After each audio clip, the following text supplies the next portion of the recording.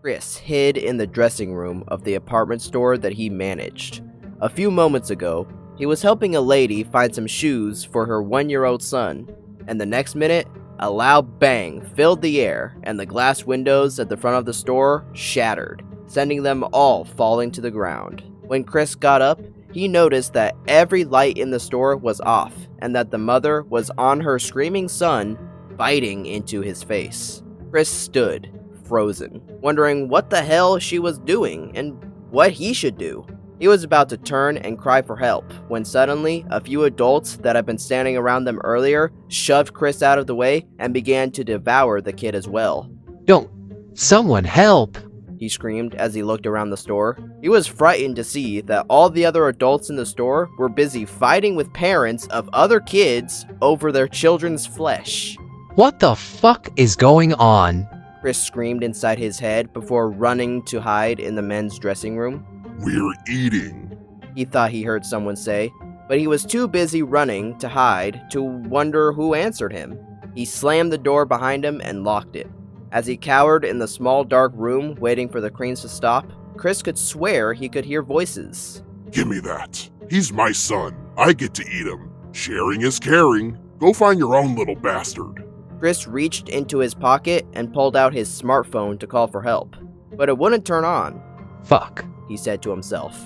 He threw the phone down, covered his ears, and continued to cower in the room for what seemed like hours, but it only had to be a few minutes. Once the sounds and voices finally seceded, he unlocked the door and peeked out of his hiding spot. There was no one in the store. There were little scenes of chaos throughout the store. Puddles of blood and corpses of dead kids polluted the ground. Chris figured now was his chance, and he ran out of the store. Outside was just as bad. Everywhere he looked, there were adults running in random directions. Some of them were chasing kids and teenagers who were either out of school for the day or just truant. He ran to the back of the parking lot where his car was parked, bobbing and weaving through the network of parked cars. Chris was almost to his car when a fellow adult, who was crouching behind a car, jumped out at him, causing him to fall on his butt. Please don't hurt me, he cried, looking away with his arms in front of his face. He waited for the adult to attack him, but it never did. He could hear the adult's raspy breathing. It was still standing right in front of him, but it wasn't attacking. Don't be a pussy, Chris heard a voice inside of his head say. He looked up to see the adult turn around and totter away from him. Chris didn't know why it didn't attack him, but he wasn't going to wait around to find out. He quickly got up and reached his car in a few steps. All the windows were blown out, but the door was still locked. He fumbled with his keys, finally unlocking the driver's side door to his early 1980s Ford Bronco. Once inside, he shoved the keys into the ignition and turned them. It took a few tries, but the car suddenly rumbled to life. Chris backed out and drove away so fast that the car left a clean trail of skid marks. As he drove, he passed through several scenes of mayhem. He couldn't drive for a few seconds without seeing an adult tear into a kid, or without kids running up to his car for help. Chris wasn't about to stop for any of them. The only thing he cared about was getting himself to safety. Chris slowed to a stop as he came up to a stoplight. He noticed all the lights were off. He looked around and noticed several buildings were completely dark on the inside, and all the electric signs outside of the buildings were off as well. A revelation quickly entered Chris's mind. That blast. Could it have been an electromagnetic pulse blast? He continued to look around at the world that was now devoid of electricity and started to chuckle, which quickly became a fit of maniacal laughter. It looks like all those years of prepping for an event such as this are about to pay off. He slammed down on the gas and drove off into the distance. Chris thanked his lucky stars that he had his trusty Ford Bronco to drive him to safety. It wasn't anything fancy, which is why it was so important. It had nothing that an amp blast could damage. He continued to drive like a maniac through the derelict streets of Michigan, passing many scenes of destruction. Cars and other vehicles had crashed into homes and buildings, and adults were continuing to devour helpless kids. At one point, he saw a few kids fighting back. They were able to take down a few adults at first with random weapons such as blunt objects and knives, only to be swamped by their sudden surge in numbers. It was like a real-life zombie movie. where characters would get overwhelmed and devoured in a grisly fashion. Chris loved horror movies. If it had gore, he was a fan of it. He never imagined he'd be part of one day. The scenes that played out in front of him distracted him from the road. A kid ran out in front of his vehicle, all bloody and bruised. Chris ended up driving right over him. Oh shit. Chris said out loud, and then drove faster with several adults beginning to run up to the kid's body. Chris didn't fret over what he had just done.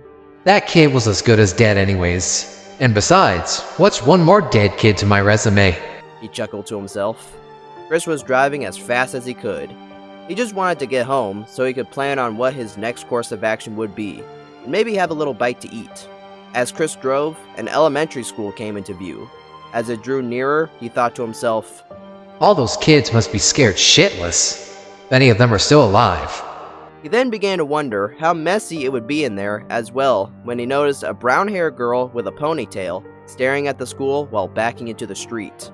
Watch out, Ponytail. Chris muttered to himself, not letting up on the gas at all. The girl noticed him at the last second and quickly dove out of the way. Dumb bitch. Chris spat as he watched the girl shrink further and further away in his rearview mirror. About 20 minutes and several dozen gruesome scenes later, Chris finally reached his house. It was a small 3-bedroom residence with a basement. It wasn't anything too impressive, but to Chris, it was enough. He quickly leapt out of his car and rushed to his front door, unlocking it and entering the dark, lonely house. Like every other part of the town, the house's electricity didn't work, but seeing as though Chris was prepped for a major EMP event, he had a lot of his electronics stored in an electromagnetic pulse-proof container in his basement. One of those electronics was a small portable freezer that was packed with meat. Chris's stomach rumbled as it was almost lunchtime. He went down to the basement, grabbed some meat, and threw it on his wood-burning stove. Once the meal was cooked, Chris dug into it like a feral beast. He and those things out there weren't so different, after all. Throughout his adult life, kids around the area he lived in had been going missing. With the field of activity slowly spreading towards Royal Woods, he knew who was responsible. It was him. Chris thought back to his time in the army, remembering how he ended up like this. Although he wasn't sure why those things out there were suddenly like that, one thing he did know was that they both enjoyed the taste of human children. Lincoln, his sisters, and Clyde all continued to huddle together in the shady, dead house as the sounds of turmoil outside slowly faded into nothing. The sound of silence was ghastlier than the sounds of screaming. Screaming meant that the kids outside were still alive. Now, all Lincoln could hear was the sound of his sister's breathing, Clyde's sniffling, and his own heartbeat. The fear he felt was worse than the kind he felt after watching that dumb Harvester movie. However, the love and need to protect his sisters was stronger than the possibility of getting torn to pieces by zombies. Zombies, Lincoln thought. The word reminded him of the time everyone in his house got sick, and he and his healthy sisters, besides Lenny, called them that. They all thought that would be the closest thing to the zombie apocalypse they would experience. But all it was a stint of their overactive imaginations. There was no way that any of their knowledge of going through that could possibly help them now. After all, what was happening out there was far worse than anything Lincoln, his sisters, or Clyde had ever gone through. Lincoln looked down at his sisters, who were all huddled around him together and holding each other. He hoped more than anything that his older sisters were alive and unharmed. He needed someone to take charge. He may have prided himself on always being ready for anything, as well as coming up with plans for any situation, but this time, he couldn't do it alone. The sound of speedy footsteps began to appear, increasing the closer they got to the door, and then the doorknob began to jiggle as the sound of frantic banging filled the whole house, putting an end to the silence. "Hey!" a distressed voice yelled. "Open up!" They all recognized the voice as soon as they heard it. "Lynn!" everyone shouted, as they shot up from their sitting positions and made a mad dash towards the door. Lincoln and Clyde shoved the couch out of the way while Lucy unlocked the door. Lynn burst through the door as soon as she could fit through it, then she slammed and locked it. She was breathing heavily and leaning against the door, with her eyes staring straight down at the floor. She could see beads of sweat fall to the ground on her shoes. Then she heard the pitter-patter of small feet making their way towards her, and then felt arms begin to wrap around her legs. She gasped and turned around in such a frantic manner that it caused her younger siblings to let go and step away from her. She looked down and saw the worried faces of Lana and Lola staring up at her. "Lynn!" she heard Lincoln call out to her. The older Loud looked and saw his face filled with the same worry as the twins. Lynn then panned her eyes across the entire room, taking in every little detail.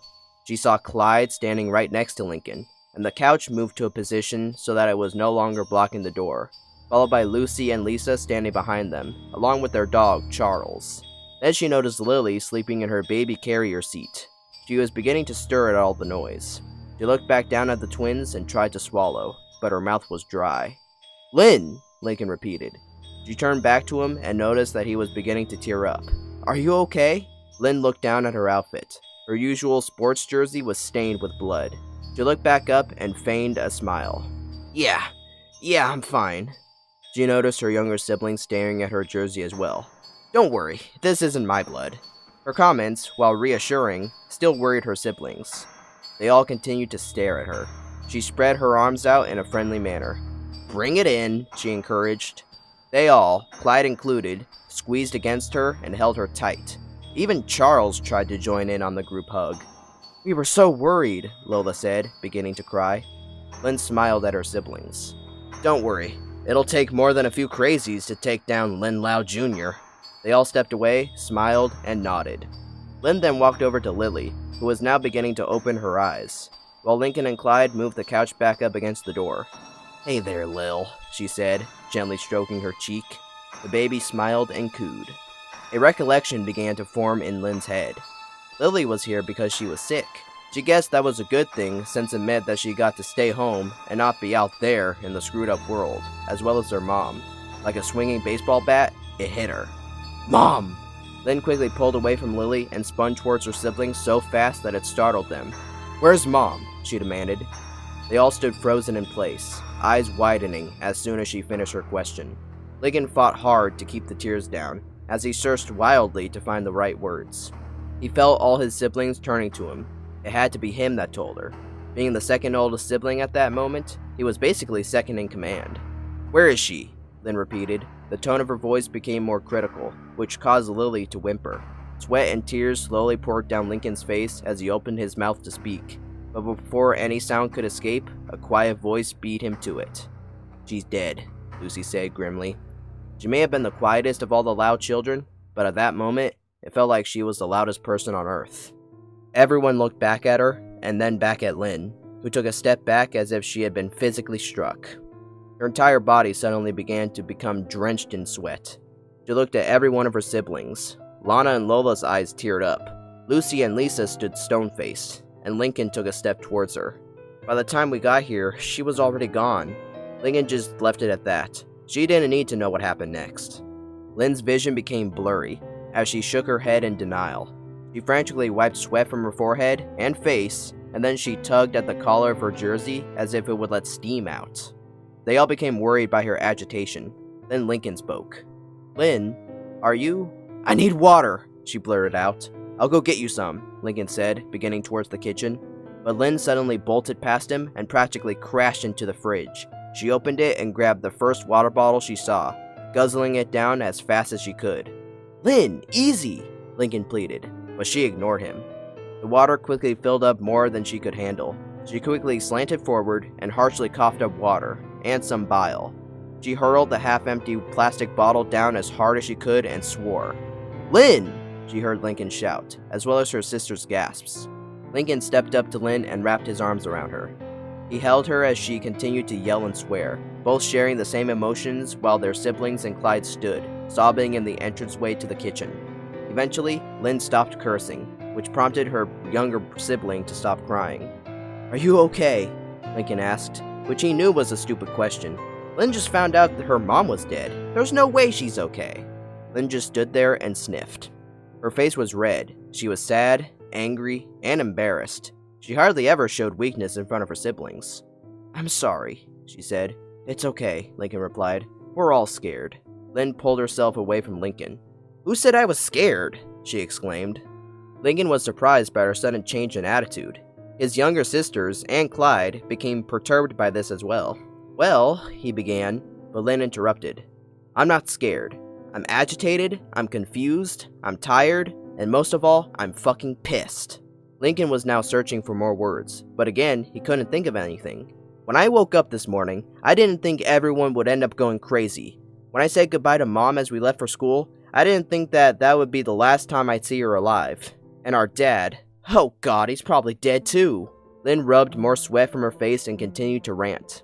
"Until an hour or so ago, I thought the worst thing that would happen to me today was when I got smacked in the face with a fucking volleyball." Lynn suddenly knelt and clenched her stomach. It hurt from drinking the cold water too fast, and throwing up. "Lynn!" Lincoln knelt next to her and tried to put a hand on her shoulder, but she smacked it away. "Where is she?" "What? Where is my mom?" She quickly stood up and lifted Lincoln along with her. "She's in her room," he told her. Lynn rushed past him and her younger sisters and burst through the door to their parents' room. And there lay their mom, Rita Loud, wrapped in her bed covers. Lynn stood flustered in the doorway. She wanted to tear the covers away from her mom to take one last look at her, but she decided against it. She wanted the cheerful, smiling image of her mom standing on the front porch, waving goodbye to her and her siblings as they left for school this morning, to be the thing she saw of her, not whatever was wrapped under those covers. She exhaled, closed the door, and went over and plopped down next to Lily, who was still lying in her baby carrier. She stared at Lynn with the same worried expression. Lynn couldn't bring herself to smile this time. Lynn wondered how their mom had died. She kind of had an idea of what might have happened, but she didn't dare ask Lincoln or any of her sisters about it. Lincoln and his sisters walked over to her and sat beside her. After a few seconds, Lincoln finally spoke. "I'm sorry," he said again. "It's okay," Lynn assured him. They continued to sit in silence until Lucy spoke up. "What was it like out there?" she asked, even though she had already been out there, but now she wanted to hear it from Lynn's point of view. "How did you survive?" Lynn closed her eyes to keep the tears from flowing. Once she was sure they wouldn't show, she took a deep breath and began to explain how she had managed to survive out there. "I was in the middle of softball practice with my friends," Lynn began. "I was batting and already made 2 strikeouts. One of my friends jokingly told me not to get hit in the face. That irritated me. I didn't want to strike out again. Once the pitcher threw the ball, I swung as hard as I could. I don't know if I hit it because as soon as I swung the bat, there was a flash, and the entire sky roared louder than the crowd of any sporting event I've ever been to ever could." Lincoln and everyone else shuddered. The sound of the blast was still fresh in their minds. I dove down and waited for my ears to stop ringing. Once they stopped, I got up and looked over to the dugout. Lynn paused, wiping sweat from her forehead, again, and I saw my coach attacking one of my teammates. Everyone ran up to her and tried their best to drag her off of the girl. I helped too, of course. And once we pulled her away, blood quickly gushed from her neck from where she had been bitten. Lincoln wanted to be shocked at how similar the story was to what happened in his classroom so far, but couldn't. There was no doubt that what happened at the beginning to him and his sisters happened to every other school kid. Soon, one kid ran up to our coach and hit her as hard as she could on the head with a metal baseball bat. One hit was all it took. Then we turned back to the injured girl. At this point, blood was flowing out of her so fast her face turned pale. Lynn paused again as she remembered seeing the girl's eyes filled with fear and tears. Someone tried to pinch the wound together with a cloth, but it did nothing. So all we could do was comfort her until she stopped moving. And then, we all ran away. We just left her body there. Lynn's eyes began to tear up again, and Lincoln and his siblings tried their best to comfort her until she continued.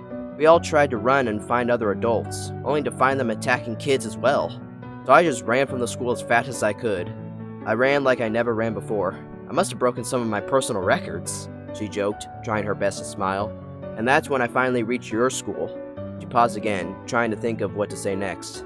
And you went into the building? Lana asked, shocked, before Lynn could finish. Yeah, of course, Lynn lied. I had to go find my sisters. She smiled and patted Lana on the head. When I couldn't find you, I was so worried. I thought you were all... Lynn didn't finish.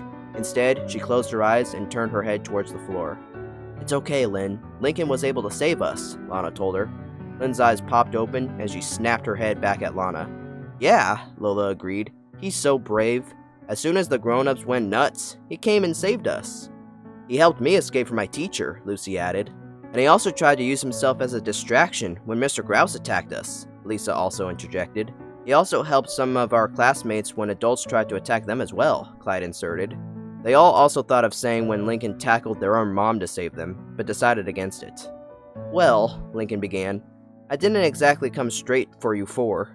You see, I tried to escape the school at first, but once I realized you were all probably still in there, me and Clyde went straight back in to find you all. Lincoln's sisters didn't mind. What mattered the most is that he risked his life for them by coming back. Lynn sat, shocked at what she had just heard. Her eyes began to water, and her face quickly became drenched in sweat again. She stood up and paced away from them. Lynn? Lincoln said. She didn't respond. Thoughts swirled inside her head. Thoughts of her just standing and watching as her coach bit into her classmate. Thoughts of her standing in front of her younger sibling's school, her legs wobbling as she stood frozen in front of it, the sounds of horrifying screams filling the building. She was terrified at the thought of one of those screams belonging to her younger siblings. She watched the building slowly inch away from her as she backed away from it. Before she realized it, she was standing in the road. The sound of a car barreling towards her snapped her out of her stupor. She looked and saw an old-looking car driving straight towards her, its driver looking completely insane. She quickly dove out of the way as the car whizzed by her, not slowing down at all. Fuck, these things can drive cars? She thought at first, but as the car continued to fly down the road, she decided that it was probably just some lunatic. However, she noticed that the lunatic was an adult. Does that mean not all adults are infected? As far as she knew, only newly crazed adults couldn't drive cars, besides that one. She couldn't let her siblings know that she was too scared to go into the school and look for them, as much as it guilted her. She couldn't let them know that Lincoln, her younger brother, was braver than she was. Lynn? Lincoln said again. Huh? Lynn snapped back at him. Are you okay? He asked. Yeah, I'm fine. I'm just so glad you're all okay. Her siblings all smiled at her. Lynn faked another smile back at them. Inside her head, she could still hear the screams of the kids as she ran away from the school. She tried her best to get the sounds out of her head, but then she realized that the screams weren't coming from her head. They were coming from beyond the front door. They all jerked their heads towards the door, instantly recognizing the scream. A scream that they had heard many times before, only it was usually accompanied by the screech of an electric guitar. They all spoke in unison. Luna!